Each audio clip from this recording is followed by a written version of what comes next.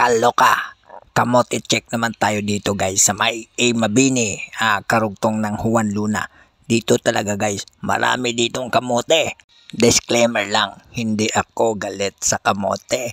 Gusto ko lang ipakita sa inyo para wag nyo nang tularan. Ay nako, baka mabas nyo ako. Yang mga naka-e-bike na yan, okay lang yan kasi kakaliwa sila dyan. Tingnan nyo, ay nako, kaloka talaga. Yan, bilisan nyo para makaabot pa tayo sa stoplight. Ay nako, ayan. Pagtawid namin, Mabini yan, bound to Sangandaan. Ayan, kita nyo? Hindi talaga yan sila tumatabi.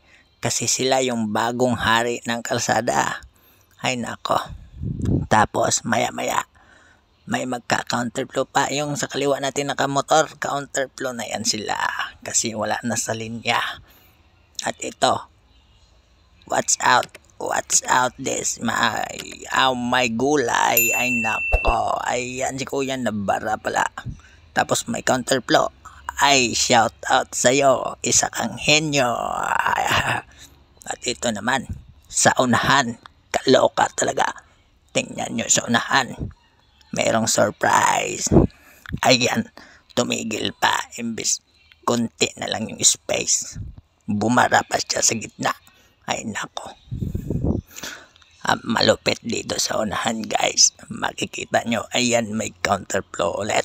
Ay nako. Sana lahat ng kamote nasa saing para maubos. Koleret.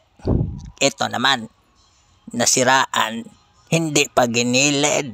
Bago ayusin, tanggalin ang gulong. Ay nako, ang lupit talaga dito. O diba, narinig nyo yon? Ang lupit-lupit. Dito mo lang maranasan o ma-encounter ang mga kamote sa kalsada. Itong street na to, Mabini hanggang Juan Luna sa may Divisoria simbahan. Ay nako, mga shoutout sa inyo. Sana ay huwag kayong tularan ng iba dyang baguhan pa lang sa pagmamaniho. Obey traffic rules tayo, mga kalong hair. At ayan, hanggang dito na lang yung video ko. Kaloka. Salamat sa mga nag-subscribe at nag-share ng video. Sana wag na tayong dumami. Ay wag na kayong dumami. Ba't ako sinasali dito? Hindi naman ako nagiging kamote. Ay nako, sana masaing yan, kamote na yan, para maubos. Yun lang. Good luck and God bless. Merry Christmas.